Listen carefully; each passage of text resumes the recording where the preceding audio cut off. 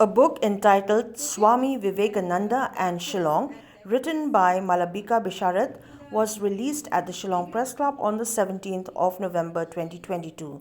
The book, which is written in the English language, is based on Swamiji's 20 days visit to the city of Shillong in 1901.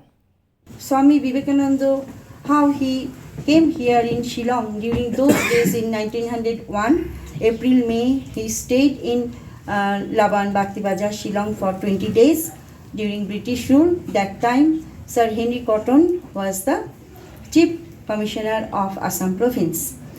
And the basic inspiration I get from the plaque, the dilapidated plaque in Laban, which was installed in 1963-64 during Swami Vivekananda's birth centenary.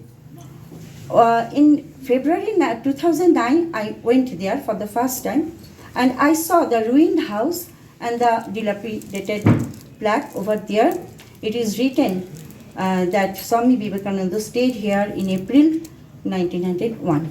I was so surprised and shocked to see the condition of the plaque and the ruined house.